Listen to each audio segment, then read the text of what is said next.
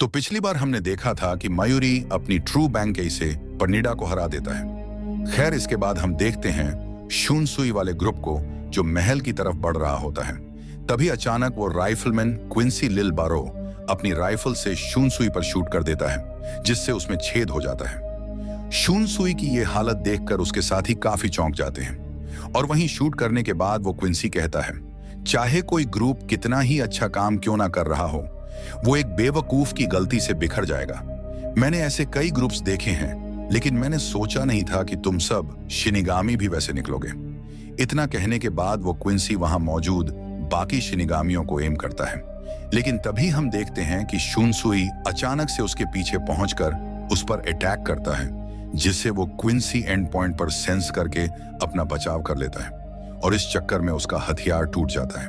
उस क्विंसी को देखकर शुनसुई कहता है, मानना पड़ेगा, तुम बहुत तेज हो, लेकिन तुम अपने हथियार को खो चुके हो और अब अगली बारी तुम्हारी जान की होगी। खैर, शुनसुई को इस तरह देखकर वो क्विंसी काफी हैरान होता है और तभी हम देखते हैं कि वहां शुनसुई की वाइस कैप्टन नाओनाओ भी आ जाती है। उसे देखकर शुनसुई उसे वहां से जाने को बोलता है, क्योंकि वहां काफी खतरा होता है, लेकिन वो उसकी बात नहीं मानती और जाने से मना कर देती है। इस पर शुनसुई उससे कहता है कि तुम फिर जाकर बाकी लोगों से कहो कि वो हमारे बिना ही आगे बढ़ जाएं। नाओनाओ मान जाती है और वहां से चली जाती है और जाते समय वो शुनसुई से कहती है कि अगर वो उसके आने से पहले मर गया तो वो उसके सीने के बाल काट देगी। खैर, ये सब देखकर वो क्विंसी काफी गुस्से में आ जाता है और कहता है, अब अपनी ये बकवास बंद करो। हम लोगों के पास तुम सबकी फाइट्स का डेटा मौजूद है। तुमने अपनी झांपकतों की मदद से एक इल्यूजन बनाया और मेरा स्पिरिचुअल प्रेशर महसूस करके मेरे पास पहुंच गए। इस पर शुनसुई कहता है, क्या तुम्हें सच में लगता है कि जो तुमने देखा वो सिर्फ मेरा एक इल्यूजन था? नहीं, वो कोई इल्यूजन नहीं था, बल्कि तुमने उस वक्त मुझ पर ही हमला किया था।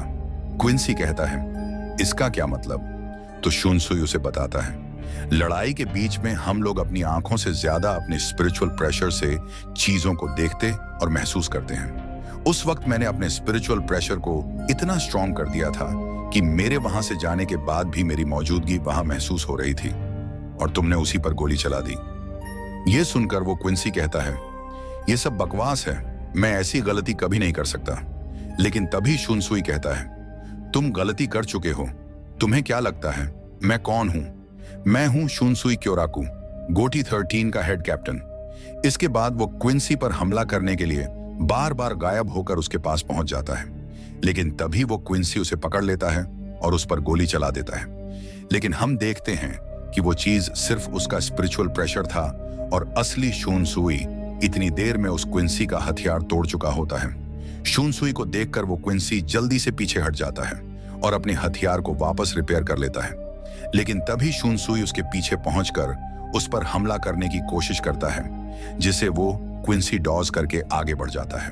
तभी हम देखते हैं कि शुनसुई अपने स्पिरिचुअल प्रेशर की मदद से काफी सारी परछाइयां बनाता है जो उस क्विंसी को घेर लेती हैं, और शुनसुई उन परछाइयों के बीच से निकलकर उस क्विंसी के अंदर अपनी जंपक तो घोंप देता है। लेकिन तभी अचानक वो क्विंसी अपनी दूसरी आंख खोलता है और हम देखते हैं कि शुनसुई का हमला उस पर बिल्कुल भी काम नहीं करता। इसके बाद वो क्विंसी कहता है, मैं अपनी दोनों आंखें सिर्फ तभी खोल सकता हूं जब मैं लड़ाई के बीच मुसीबत में पड़ता हूं। अब दुनिया का कोई हथियार मेरा कुछ नहीं बिगाड़ सकता। मैं वो क्विंसी हूं जिसे महाराज ने सबसे पहले अपनी ताकत दी थी। अब तुम्हें अपनी गलती का एहसास होगा। और इसके बाद वो क्विंसी लेवल अप करके अपने असली रूप में आ जाता है। अपने असली रूप में आते ही वो अचानक से शुनसुई पर एक हमला करता है, जिससे वो बुरी तरह घायल हो जाता है। खैर, घायल होने के बावजूद वो वहां से बहुत तेजी से भाग जाने में कामयाब हो जाता है। भागते भागते वो एक बिल्डिंग में घुस जाता है, लेकिन तभी अचानक वो क्विंसी वहां पर पहुंच जाता है। उसे देखकर शुनसुई उस पर एक हमला करने लगता है। इस पर वो क्विंसी उससे कहता है कि मैंने पहले ही कहा था कि तुम्हारा कोई हथियार मेरा कुछ नहीं बिगाड़ सकता।